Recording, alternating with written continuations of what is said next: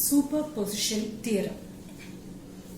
Now the significance of superposition theorem is when the circuit contains many number of sources. Okay, it may be a combination of a circuit which contains many number of voltage sources and many number of current sources.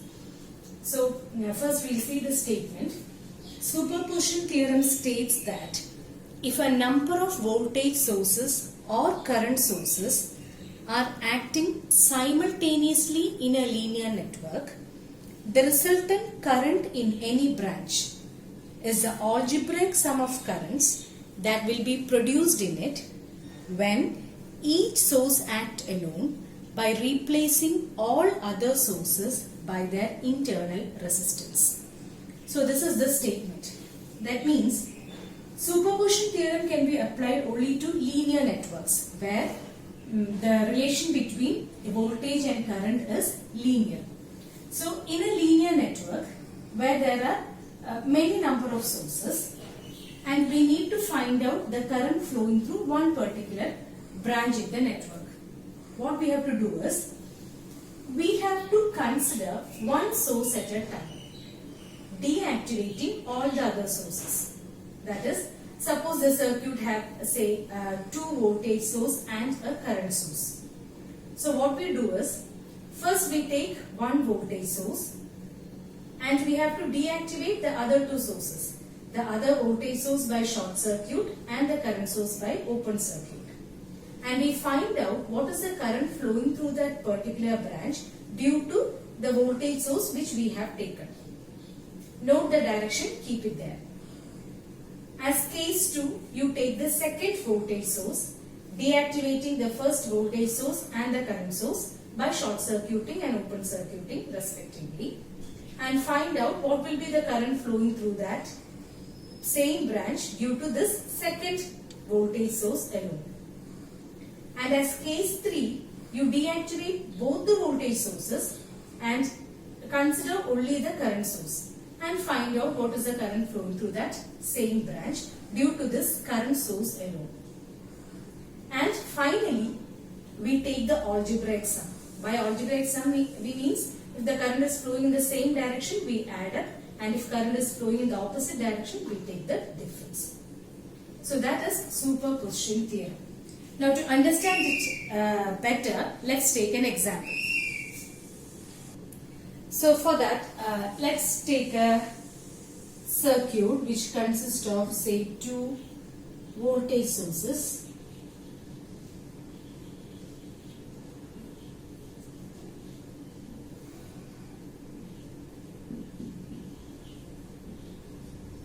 Suppose we have a circuit which have two voltage sources V1 and V2 and three resistors R1, R2 and R3. Suppose that we need to find out this current I flowing through R3 by applying superposition theorem. So what we do is, for in case of superposition, we have to consider one source at a time. So let's consider first this voltage source alone. So the case 1 is V1 alone. So we have to deactivate V2. So the circuit will be, you have V1 in the circuit,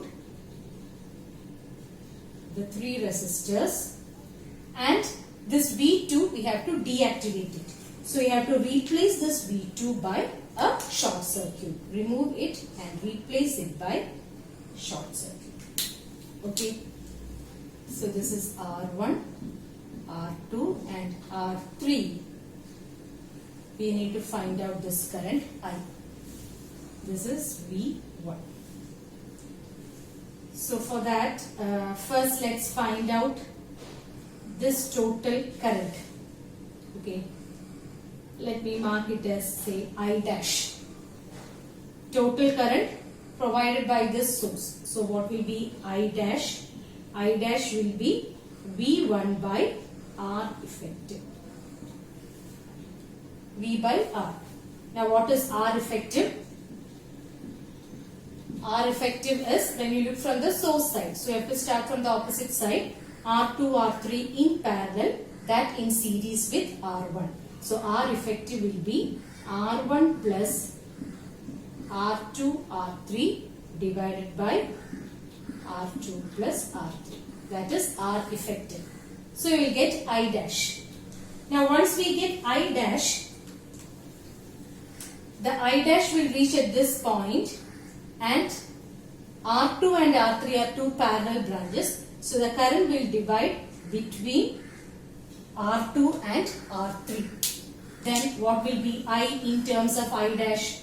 I will be equal to total current. Total current is I dash into opposite branch. Opposite branch is R2 divided by R2 plus R3.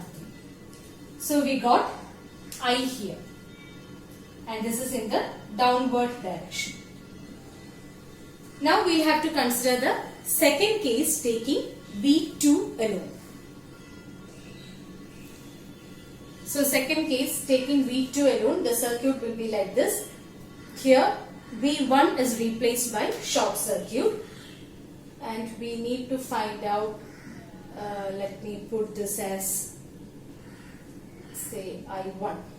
Okay, we need to find out I1. Now here the source is here, so let this produce a total current I double dash. So what will be I double dash here? I double dash will be voltage by R effective. And what is R effective? R effective, we have to look from the source side. So start from the opposite side. So here R1 and R3 are in parallel, that in series with R2. So it is R2 plus R1 R3 by R1 plus R3. Okay. So we'll get I double dash, and this I double dash will, when it reaches this point, it will divide into two. Like these two are parallel branches. So what will be I1 in terms of I double dash? I1 will be equal to total current, which is I double dash, into opposite branch, which is R1 by R1 plus R3. That is I1. Now what is the total current flowing through I3? So that both the cases are over. Therefore, total current flowing through R3 is equal to the I, which was the current due to V1 alone, plus I1, which was due to V2 alone. Here, since the direction in both the cases is in the same direction, you will add. If it was in the opposite direction, we will have to subtract it. So for performing analysis using superposition theorem, we have to consider one source at a time. So the number of cases will depend upon the number of sources in the given circuit. And you have to consider each source alone, find out the effect of current or voltage drop across each branch, and then take the algebraic sum. Let's start superposition theorem with a simple problem. Question is, find out current flowing through 6 ohm using superposition theorem. So here there are two sources, a voltage source and current source. We take each case. First case 1 is 6 volt alone, considering 6 volt alone. So you have to deactivate the other source, which is a current source. Current source have to be deactivated by open circuit. So let's draw the circuit. You consider this 6 volt, the two resistors, and the current source is removed from the circuit, and it's replaced by a open circuit. We need to find out this current. Let this be I1. Okay. So what will be I1? 3 ohm and 6 ohm are in series. So current is simply 6 by 9. I1 is equal to total V by R effective. Voltage is 6 and current 3 and 6 are in series. Since this is open, same current will be flowing through 3 and 6. So 3 plus 6 is 9, or this is equal to 2 by 3 ampere. That is I1. Now case 2. Case 2, we have to consider this alone. So considering 2 ampere alone. We can draw the circuit. We have to replace this source by short circuit. Since it's voltage source, we have to replace it by short circuit.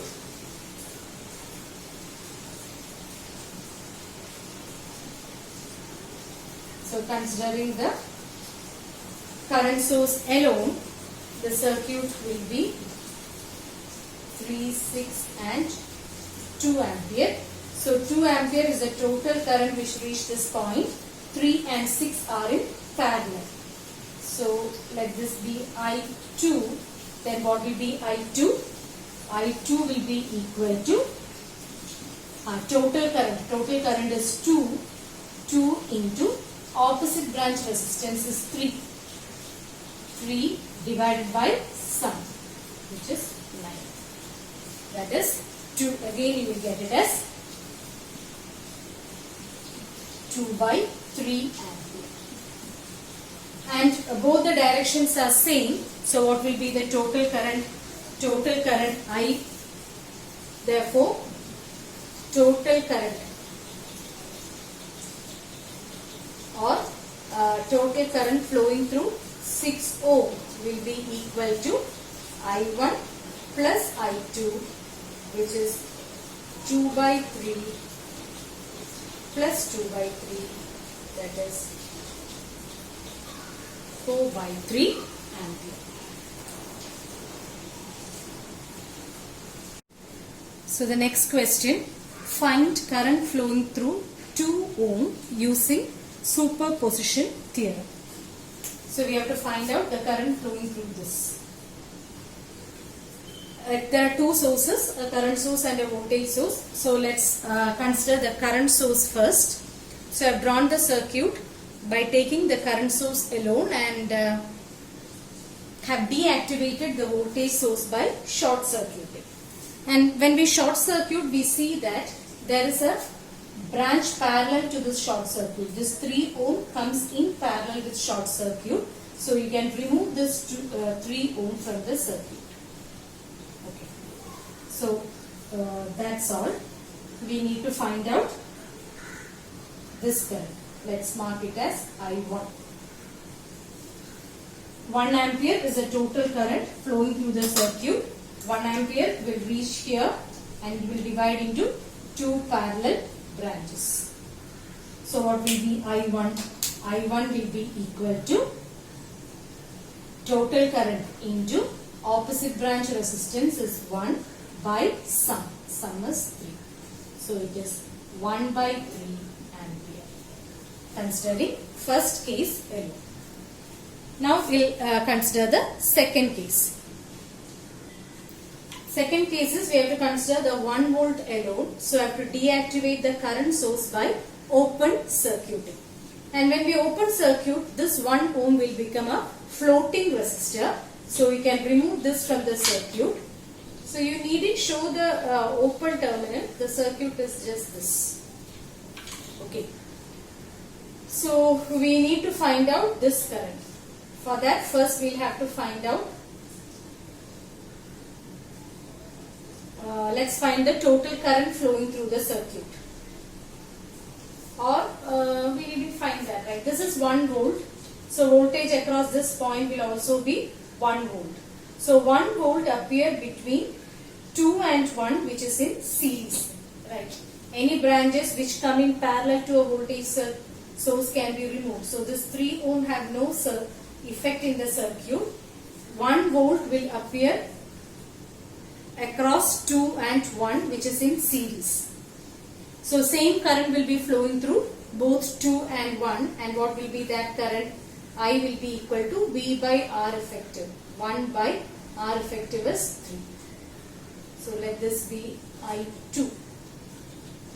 So I2 will be 1 by 3 ampere. Okay.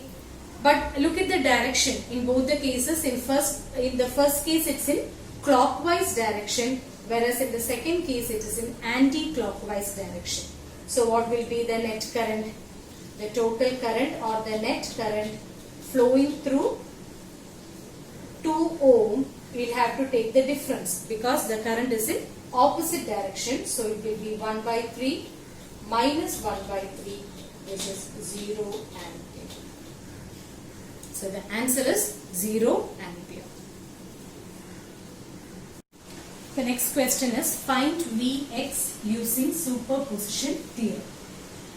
So here there are two independent sources, a 1 volt voltage source and a 1 ampere current source, and a dependent source.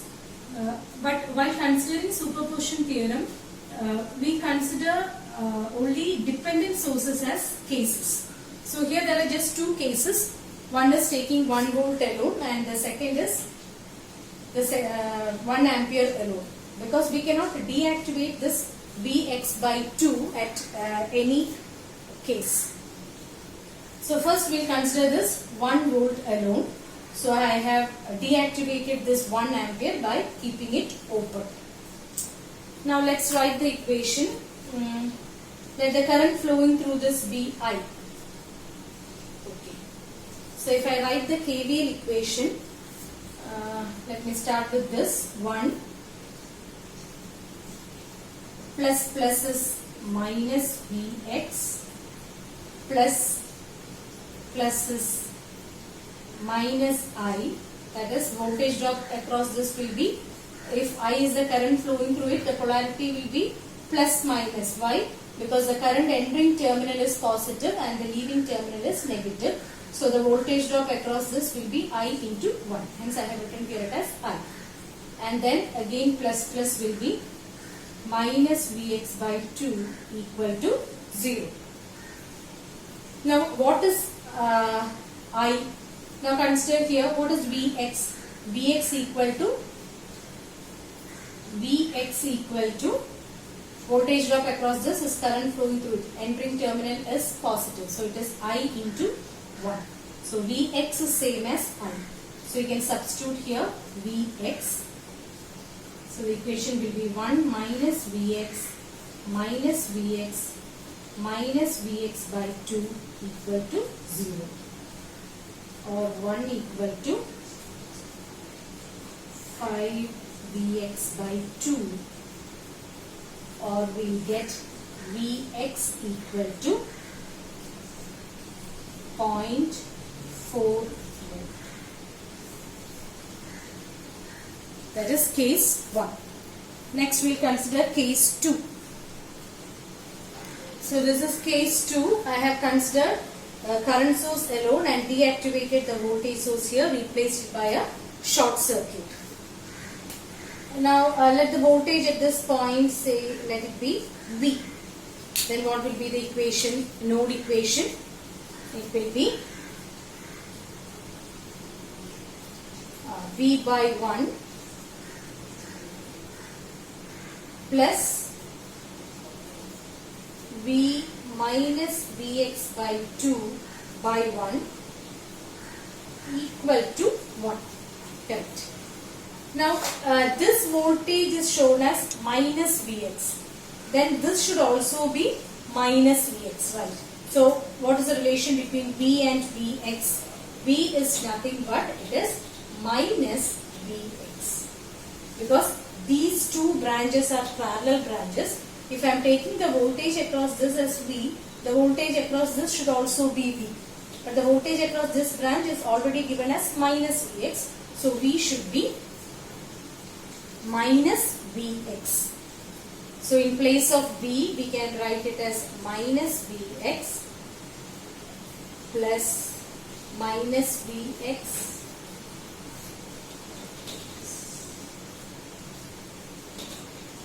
minus Vx by 2 equal to 1, or minus 2Vx minus Vx by 2 equal to 1, or minus 5Vx by 2 equal to 1, or Vx equal to minus 0.4. So that is case 2. Now you have to add up these two cases.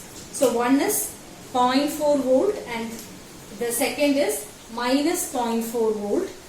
So when you add those two, the total Vx will be equal to 0.4 minus 0.4, which is 0 volt.